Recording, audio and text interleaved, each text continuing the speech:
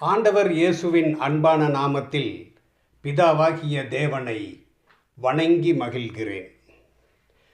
இந்த செய்திக்கு ஒரு தலைப்பு கொடுக்க வேண்டும் என்று சொன்னால், கிறிஸ்துவை சுமந்த கழுதை என்றும் என்ன என்கின்ற தலைப்பை கொடுக்கலாம். இந்த சம்பவம் மத்தேயு 21 அதிகாரம் 1 முதல் 11 வசனம் வரையிலும், மார்க்கு 11 அதிகாரம் 1 முதல் 10 வசனங்கள் வரையிலும், லூக்கா 19 அதிகாரம் 29 38 வசனம் வரையிலும், யோவான் 12 அதிகாரம் 12 வசனத்திலிருந்து 16 வசனம் வரையிலும் பார்க்கலாம். இங்கே ஆண்டவர் இயேசு கிறிஸ்துவை சுமந்து வந்த ஒரு கழுதை. இந்த சம்பவம் 4 சுவிசேஷங்களிலும் எழுதப்பட்டிருக்கிறது என்று சொன்னால் இது ஒரு தீர்க்கதரிசன நிறைவேற்றம். சகரியா 9 அதிகாரம் 9 வசனத்தில் இந்த சம்பவத்தை நாம் பார்க்கலாம். அந்த தீர்க்கதரிசன வசனங்கள்தான் இந்த பயணத்தின் போது நிறைவேறுகிறது. இந்த மத்தேயு, மார்க்கு, லூக்கா போன்ற அந்த சுவிசேஷ புத்தகங்களில் வாசிக்கின்ற போது அவர் ஒலிவமலைக்கு சமீபமாய் இருக்கின்ற பெத்பகே, பெத்தானியா என்னும் ஊர்களுக்கு வந்தபோது தம்முடைய சீசரில் 2 பேரை அழைத்து, உங்களுக்கு எதிரே இருக்கிற அந்த கிராமத்துக்கு போங்கள், அங்கே ஒருவரும் ஒரு காலும் ஏறியிராத ஒரு கழுதை குட்டியை கட்டியிருக்க காண்பீர்கள், அதை அவிழ்த்து கொண்டு வாருங்கள். உங்களிடத்தில் யாராவது ஏதாவது கேட்டால் இது ஆண்டவருக்கு வேண்டும் என்று சொல்லுங்கள், அப்பொழுது அதை உங்களிடத்தில் போக விடுவான் என்று ஆண்டவர் இயேசு சொல்லுகிறார். அவர் சொன்னதும் ஒரு தீர்க்கதரிசன வார்த்தையாகத்தான் இருக்கிறது. இங்கே ஆண்டவர் 2 பேரை அனுப்புகிறார். 1 சாமுவேல் 9 அதிகாரம் 3 வசனத்தை நாம் வாசிக்கின்ற போது 9 அதிகாரத்திலே கழுதையை தேட புறப்படுகிறார்கள் 2 பேர். கீசின் கழுதைகள் காணாமல் போய்விட்டது. தன்னுடைய மகனை கீஸ் அனுப்புகிறான், கூடவே இன்னொருவனையும் சேர்த்து அனுப்புகிறான். ஆகவே அந்த இடத்திலும் கழுதையை தேடுவதற்கு 2 பேர் போனார்கள். அதே மாதிரி தான் ஆண்டவர் இயேசு கழுதையை அவிழ்த்து கொண்டு வருவதற்கு 2 பேரை அனுப்புகிறார். ஆண்டவர் இயேசு அது தீர்க்கதரிசன நிறைவேற்றத்தைப் போல இங்கே ஆண்டவர் இயேசுவும் 2 பேரை அனுப்புகிறார். அந்த 2 சீசர்களுடைய பெயர் சொல்லப்படவில்லை, ஆனால் அந்த கிராமத்தின் பெயரும் சொல்லப்படவில்லை. உங்களுக்கு எதிரே இருக்கும் கிராமத்திற்கு போங்கள் என்று சொல்லுகிறார். இப்பொழுது 2 பேரும் போகிறார்கள். 2 பேர் போகிறார்கள். அப்படியே போய்கொண்டே போகிறார்கள். போகின்ற வழியில் கழுதை எங்கெல்லாம் இருக்குமோ அங்கெல்லாம் தேடி போகிறார்கள். அதிகமாக உலக பழமொழி ஒன்று சொல்லுவார்கள், கழுத கெட்டா குட்டிச்செவரு என்று. அநேகமாக அந்த இடத்திலெல்லாம் அவர்கள் பார்த்திருப்பார்கள். அதை கூட்டிக் கொண்டு வரலாம் என்றால் ஆண்டவர் இயேசு ஒரு வார்த்தையை சொல்லியிருக்கிறார். கட்டப்பட்டிருக்கிற கழுதையை அவிழ்த்து கொண்டு வாருங்கள் என்று சொல்லியிருக்கிறார். இந்த குட்டிச்செவருக்கு பக்கத்தில் இருக்கின்ற கழுதைகள் அல்லது தெருவிலே சுற்றி கொண்டிருக்கின்ற கழுதைகள் எல்லாம் கட்டப்படாத கழுதைகள். இப்பொழுது ஆண்டவர் இயேசுவுக்கு வேண்டும் என்று சொல்லுகின்ற கழுதை கட்டப்பட்டிருக்கின்ற கழுதை. ஆகவே அந்த கட்டப்பட்டிருக்கின்ற கழுதையை தேடி 2 பேர் ஒவ்வொரு தெருவிலும் ஒவ்வொரு சந்துகளிலும் போய்கொண்டிருக்கிறார்கள். ஒரு வழியாக அவர்கள் அந்த கழுதையை தேடி கண்டுபிடித்து விட்டார்கள். ஆனால் அது எந்த சுவற்றுக்கு பக்கத்திலும் இல்லை, தெருவிலும் இல்லை, எந்த ஒரு இடத்திலும் அது திரிந்து கொண்டிருக்கவில்லை. அது ஒருவனுடைய வீட்டு வாசலருகே கட்டப்பட்டிருந்த கழுதை.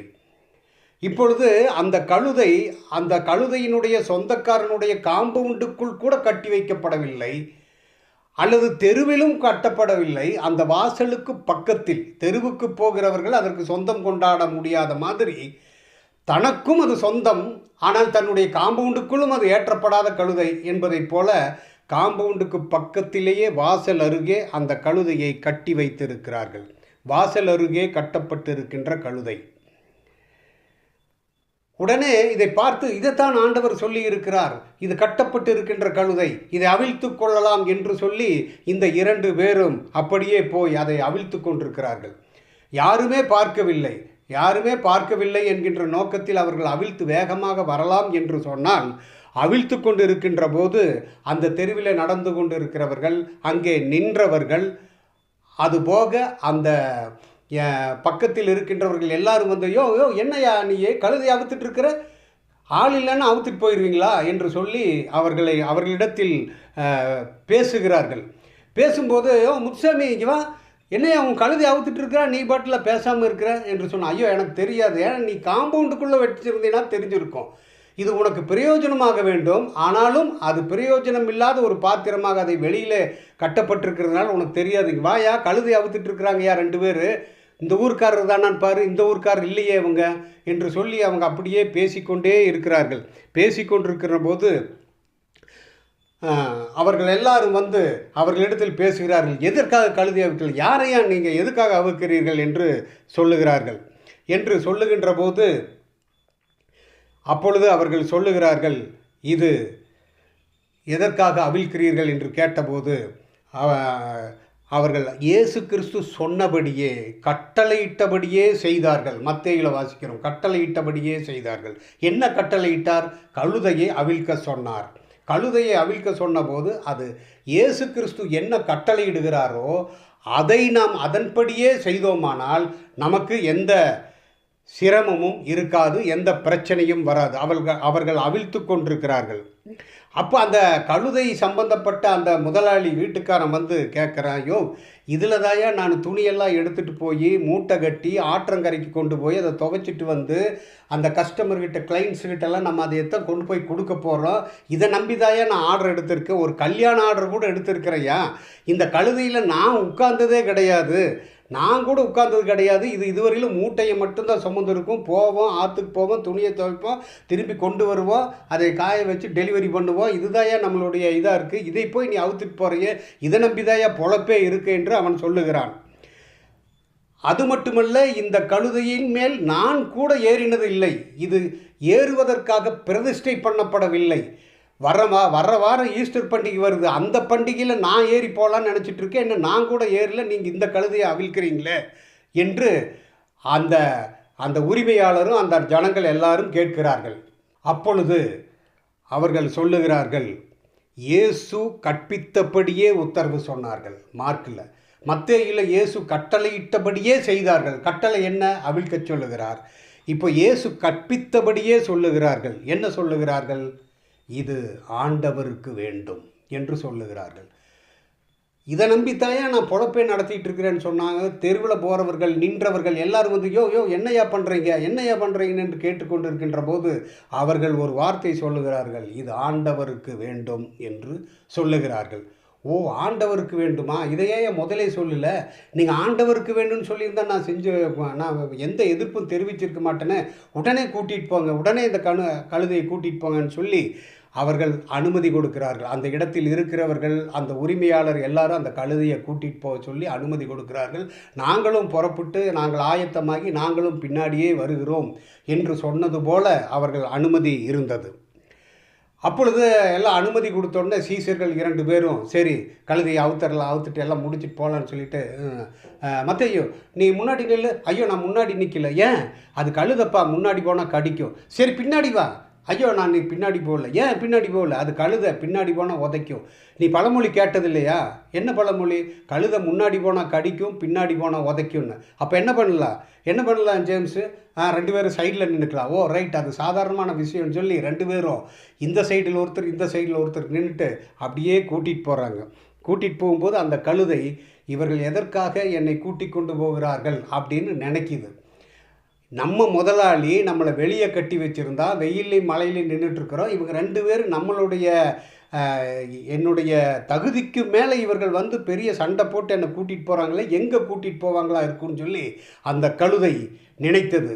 ஆண்டவரிடத்தில் கூட்டிக் கொண்டு போகிறோம் என்பது அப்பொழுது தெரியாது அந்த கழுதைக்கு. அது அப்படியே கூட்டிக் கொண்டு அது தன்னை அப்படியே அர்ப்பணித்து விட்டது சீசர்களிடத்தில். அப்படியே அவர்கள் வந்து கொண்டிருக்கிறார்கள். அந்த கழுதையை கிறிஸ்துவனிடத்தில் கொண்டு வந்து விட்டார்கள். இப்பொழுது கழுதைக்கு ஒரே ஆச்சரியம். எங்கடா நம்ம அங்கே யாராவது ஒருத்தர்கிட்ட கொடுப்பாருன்னு பார்த்தா இப்படி ஒரு அதிசயமானவர்கிட்ட கொண்டு வந்திருக்காங்களேன்னு சொல்லி அந்த கழுதை மிகவும் ஆச்சரியப்படுகிறது. கிறிஸ்துவினிடத்தில் அந்த கழுதை வந்தது. ஒன்றுக்கும் பிரயோஜனம் இல்லாத கழுதை, வெளியிலே கட்டப்பட்டிருந்த கழுதை, பலவிதமான பிரச்சனைகளினாலே அலையுண்ட கழுதை, பலவிதமான பிரச்சனைகளினாலே சிக்குண்டிருக்கின்ற அந்த கழுதை, மனிதனுக்கு அடிமையாயிருக்கின்ற அந்த கழுதை, இப்பொழுது இந்த கழுதை ஆண்டவருக்கு வேண்டும் என்று ஆண்டவர் ஆசைப்பட்டார். கட்டப்பட்டிருக்கின்ற கழுதை, எந்த பிரச்சனையாக இருந்தாலும், எந்த பிரச்சனையில் கட்டப்பட்டிருந்தாலும், கட்டப்பட்டிருக்கின்ற இந்த கழுதை ஆண்டவருக்கு வேண்டும் என்று ஆண்டவர் ஆசைப்படுகிறார். கட்டப்பட்டிருக்கின்ற அந்த கழுதை ஆண்டவருக்கு வேண்டும் என்று ஆண்டவர் இயேசு ஆசைப்படுகிறார். கிறிஸ்துவினிடத்தில் இப்பொழுது அந்த கழுதை, கட்டப்பட்ட கழுதை கட்டு அவிழ்க்கப்பட்டு கர்த்தர் இயேசுவினிடத்தில் கொண்டு வரப்பட்டவுடன் அந்த கழுதையின் மேல் வஸ்திரத்தை போடுகிறார்கள். எல்லாரும் ஓடி வந்து அந்த கழுதையின் மேல் வஸ்திரம் போடுகிறார்கள். காலம் காலமாக மற்றவர்களுடைய வஸ்திரத்தை மூட்டை கட்டி ஆற்றுக்கு போய் துவைத்ததற்கு பிறகு அதை மூட்டையாக கட்டி கொண்டு வந்து வீட்டிலே போடப்பட்ட அந்த கழுதை ஒரு நாளும் வஸ்திரத்தை போட்டதே இல்லை, வஸ்திரத்தை அணிந்ததே இல்லை. இங்கே ஆண்டவர் இயேசு கிறிஸ்துவினிடத்தில் வந்தவுடன் அவர்கள் எல்லாரும் வஸ்திரத்தை அந்த கழுதையின் மேல் போடுகிறார்கள். இரட்சிப்பின் வஸ்திரத்தை அந்த கழுதையின் மேல் போட்டார்கள். இரட்சிப்பின் வஸ்திரத்தை இந்த கழுதையின் மேல் போட்டார்கள். அப்பொழுது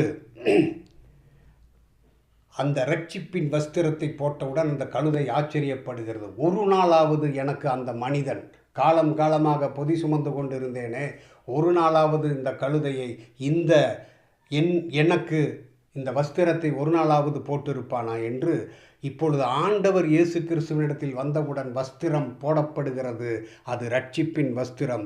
கட்டப்பட்டிருக்கின்ற கழுதையின் கட்டு அவிழ்க்கப்பட்டு இப்பொழுது வஸ்திரம் போடப்படுகிறது. அது இரட்சிப்பின் வஸ்திரம். அது மட்டுமல்ல, வஸ்திரத்தை போட்டதற்கு பிறகு ஆண்டவர் அதை அழகு பார்த்து கொண்டிருக்கவில்லை. ஆண்டவர் இயேசுவே அந்த வஸ்திரம் போட்டதற்கு பிறகு அந்த கழுதையின் மேல் ஏறி பயணம் வருகிறார். இப்பொழுது ஆண்டவர் இயேசுவை சுமந்து கொண்டு அந்த கழுதை போய்கொண்டே இருக்கிறது. ஆண்டவர் இயேசு எப்பொழுதும் நடந்து போனாலும் சரி, எப்படி நின்றாலும் சரி, அந்த இடத்தில் அவரை சுற்றிலும் பல ஆயிரக்கணக்கான ஜனங்கள் நின்று கொண்டிருப்பார்கள். அவர் அதிசயத்தின் சிகரம், அற்புதத்தின் நாயகர். ஆகவே அவர் எது செய்தாலும், அவர் நடந்தாலும் நின்றாலும் அவரை சுற்றி 1000 பேர் இருந்து கொண்டிருக்கின்ற போது இப்பொழுது அவர் இந்த அடிமையின், இந்த கழுதையின் மேல் அவர் ஏறுகிறார். ஏறி போய்கொண்டே இருக்கிறார். எல்லாரும் பார்த்து கொண்டே இருக்கிறார்கள். அப்பொழுது குட்டிச்சவருக்கு பக்கத்தில் இருக்கின்ற சின்னச்சாமி கழுதை, பெரியசாமி கழுதை எல்லாரும் பார்த்து கொண்டே இருக்கிறது. இந்த கழுதைக்கு வந்த யோகத்தை பார்த்தாயா?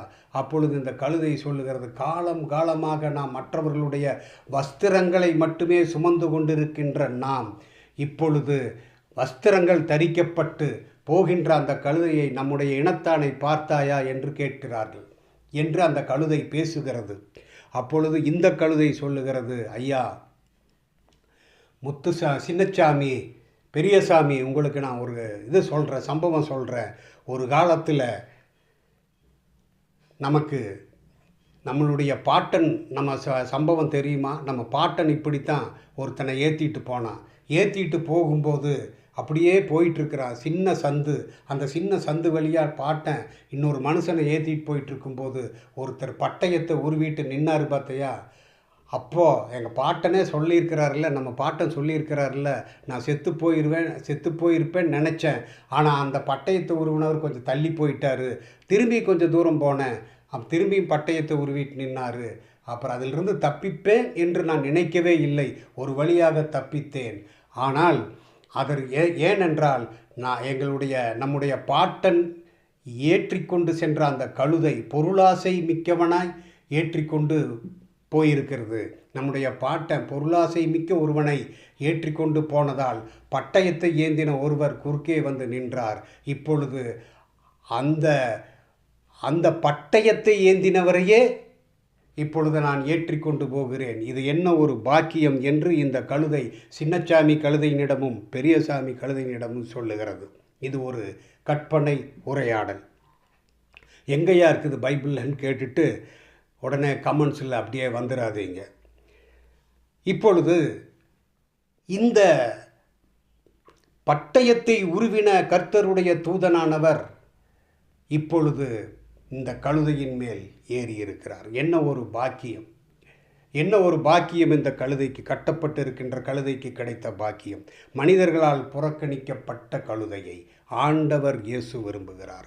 மனிதர்களால் புறக்கணிக்கப்பட்ட இந்த கழுதையை ஆண்டவர் இயேசு விரும்புகிறார். கட்டுகள் எதுவாயிருந்தாலும் அவிழ்த்து கொண்டு வாருங்கள் என்று கட்டளையிடுகிறார். அவிழ்த்தார்கள் வசனத்தின்படி. வசனத்தின்படி வாழ்க்கை நடத்தி கொண்டிருந்தால் கட்டுகள் அவிழ்க்கப்படும் என்பதுதான் இதனுடைய சாரம். நம்முடைய ஆண்டவர் இயேசு பாலைவனத்தில் பயணம் செய்து கொண்டிருக்கின்ற ஒட்டகத்தை விரும்பவில்லை. யுத்த வீரர்களின் வெற்றிக்கு காரணமாயிருக்கின்ற குதிரையை விரும்பவில்லை. பாசான் தேசத்து பலத்த எருதுகளை விரும்பவில்லை. பால் கறக்கும் பசுக்களை ஆண்டவர் இயேசு விரும்பவில்லை. அவர் விரும்புகிறதெல்லாம் கட்டப்பட்டிருக்கின்ற இந்த கழுதையைப் போல் இருக்கின்ற எல்லா கழுதைகளையும் ஆண்டவர் விரும்புகிறார். இப்பொழுது ஆண்டவர் இயேசு கழுதையின் மேல் ஏறினார். ஒரே மகிழ்ச்சி, ஓசன்னா, மகிழ்ச்சி, ஆரவாரம், சந்தோஷம், ஆர்ப்பரிப்பு எல்லாமே ஆண்டவர் இயேசு இந்த கழுதையின் மேல் ஏறினதினால் வருகின்ற ஒரு சந்தோஷம். இப்பொழுது அந்த கழுதை அப்படியே போய்கொண்டே இருக்கிறது. இப்பொழுது அந்த ஓசன்னா என்ற சத்தமும் மகிழ்ச்சி என்ற ஆர்ப்பரிப்பும் ஆரவாரமும் எல்லாமே இந்த கழுதையின் மூலமாய் கிடைத்ததல்ல, கழுதையின் மேல் ஏறி இருக்கின்ற கர்த்தர் இயேசுவால் கிடைத்த ஒன்று. ஆகவே இந்த கழுதை அப்படியே போய்கொண்டிருக்கிறது. இது கழுதையால் கிடைப்பதல்ல, கழுதையின் மேல் ஏறி இருக்கிறவரால் கிடைக்கின்ற பாக்கியம், கழுதையின் மேல் ஏறி இருக்கின்றவரால் கிடைக்கின்ற மகிழ்ச்சி, கழுதையின் மேல் ஏறி இருக்கின்றவரால் கிடைக்கின்ற ஆரவாரம், கழுதையின் மேல் ஏறி இருக்கின்ற என் இயேசுவால் கிடைக்கின்ற சந்தோஷம். இந்த சந்தோஷத்தை நிமித்தம் உற்றார் உறவினர்கள், கழுதையின் எல்லா சம்பந்தப்பட்டவர்களும் இந்த ஆர்ப்பரிப்புக்கு என்ன காரணம் என்று பார்க்கின்ற போது இந்த கழுதையின் மேல் ஆண்டவர் இயேசு ஏறி இருக்கிறார் என்பதை கண்டுகொள்ளுகிறார்கள். கழுதையின் நடையை எப்படி இருக்கும் என்று நீங்கள் பார்த்தீர்களா? அதனுடைய கால்கள் தரையோடு தரையாகத்தான் நடந்து போகும். குதிரையைப் போல பாய்ந்து செல்லக்கூடிய ஆற்றல் பெற்றதல்ல கழுதை. அது 4 கால்களையும் தரையோடு தரையாக ஒரு 2 அங்குலம் கூட தூக்கி நடக்காத ஒரு கழுதை.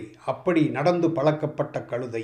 இப்பொழுது ஆண்டவர் இயேசு இந்த கழுதையின் மேல் ஏறினவுடன் கழுதை தன்னுடைய நடையை மாற்றிவிட்டது. எல்லாரும் என்ன செய்கிறார்கள் என்றால், மத்தேயு மார்க்கு புஸ்தகத்தில் வாசிக்கின்ற போது மரக்கிளைகளை கொண்டு வந்து வெட்டி எடுத்து கொண்டு வந்து போகின்ற வழியிலே போடுகிறார்கள். இப்பொழுது ஆண்டவர் இயேசுவை சுமந்து கொண்டு போகின்ற அந்த கழுதையின் பாதை பயணிக்கின்ற போது அதற்கு தடையாயிருக்கின்ற மரக்கிளைகளை எல்லாம் தாண்டி தாண்டி தாண்டி அது செல்லுகிறது. கழுதை அந்த அளவுக்கு தாண்டாத ஒரு திறமையில்லாத நடைப்பழக்கமுள்ள அந்த கழுதை இப்பொழுது ஆண்டவர் இயேசு உட்கார்ந்தவுடன் மரக்கிளைகளையெல்லாம் தாண்டி செல்லுகிறது. என்ன தடைகள் வாழ்க்கையில் இருந்தாலும் ஆண்டவர் இயேசு நம்மேல் இருக்கிறார் என்றால், நமக்குள் ஆண்டவர் இயேசு இருக்கிறார் என்றால், இந்த கழுதையின் மேல் ஆண்டவர் இயேசு பயணிக்கிறார் என்றால், இந்த கழுதையின் மேல் ஆண்டவர் இயேசு பயணிக்கிறார் என்றால், எந்த தடை வந்தாலும் அதை லேசாக தாண்டி செல்லும் பழக்கம் நமக்கு கிறிஸ்துவால் கிடைக்கிறது. இப்பொழுது கழுதை எல்லா தடைகளையும் தாண்டி போகிறது. கட்டப்பட்டிருக்கின்ற கழுதை கட்டவிழ்க்கப்படுகிறது. அது கிறிஸ்துவனிடத்தில் கொண்டு வரப்படுகிறது. வஸ்திரம் அணிவிக்கப்படுகிறது. ரட்சிப்பின் வஸ்திரத்தை அதற்கு உடுத்துகிறார்கள். அதற்கு பிறகு ஆண்டவர் இயேசுவே அதன் மேல் ஏறி பவனி வருகிறார். ஆண்டவர் இயேசு பவனி வருகின்ற போது எல்லா தடைகளையும் தாண்டி செல்லக்கூடிய பக்குவத்தை இந்த கழுதை பெறுகிறது. அதே போலத்தான் எல்லா தடைகளையும் தாண்டக்கூடிய பக்குவத்தை இந்த கழுதையும் பெறுகிறது. இப்பொழுது ஆண்டவர் இயேசு ஏறி சென்று ஒரு இடத்துல போய் இறங்கி கழுதையை அனுப்பிவிடு, நான் ஒரு பக்கம் போகிறேன் என்று ஆண்டவர் இயேசு சொல்லவில்லை. ஆண்டவர் இயேசு நேராக அந்த கழுதையை தேவாலயத்துக்கு கொண்டு செல்லுகிறார். மத்தேயு, மார்க்கு, லூக்கா ஆகிய புஸ்தகங்களை பார்க்கின்ற போது யோவான் அதை சம்பவத்தை மட்டும் தொட்டு சென்று விட்டான். ஆனால் மத்தேயு, மார்க்கு, லூக்கா போன்ற வசனங்கள் எல்லாம் கட்டப்பட்டிருக்கின்ற கழுதை கர்த்தர் இயேசு ஏறினவுடனே அது வேறு எங்கும் செல்லப்படவில்லை, நேராக தேவாலயத்துக்கு செல்லப்படுகிறது. தேவாலயத்திலே தேவனை ஆராதிக்கக்கூடிய மாபெரும் பாக்கியத்தை இந்த கழுதை பெறுகிறது. தேவனை ஆராதிக்கக்கூடிய மாபெரும் பாக்கியத்தை இந்த கழுதையும் பெற்றிருக்கிறது. ஆகவே கிறிஸ்து ஏறினால் வேறு எந்த தீய பழக்கத்திற்கும் வேறு எந்த தீய ஸ்தலத்துக்கும் நம்மை கொண்டு போவதில்லை. கிறிஸ்து நேராக நம்மை தேவாலயத்துக்கு கொண்டு போகிறார். தேவாலயத்திற்கு கொண்டு போய் அங்கே நாம் கிறிஸ்துவோடு கூட பயணிக்கின்ற போது அதோடு விட்டு விடுகிறவர் அல்ல நம்முடைய கிறிஸ்து. அவருடைய பிதாவினிடத்திற்கு கொண்டு போகிறார். பரலோகத்தில் இருக்கிற பிதாவினுடைய ராஜ்யத்துக்கு நம்மை கொண்டு போகிறார். கிறிஸ்து நம்மை ஏறி நம்மேல் சவாரி செய்கின்ற போது நம்மை தேவாலயத்துக்கும் பிதாவாகிய தேவனிடத்திற்கும் கொண்டு செல்லுகிறார். ஆகவே இந்த பாக்கியத்தை இந்த கழுதை பெற்றது போல இந்த கழுதையும் பெற்றிருக்கிறது. உங்களுக்கு விருப்பம் என்றால் நீங்களும் இந்த பாக்கியத்தை பெறலாம். ஆகவே நேராக ஆலயத்திற்கு செல்வோம். ஆண்டவர் இயேசு நம்மோடு பயணிக்கிறார். அவர் ஆலயத்தில் மட்டுமல்ல பரலோகத்திற்கும் கொண்டு செல்வார். பிதாவையும் காணச் செய்வார்.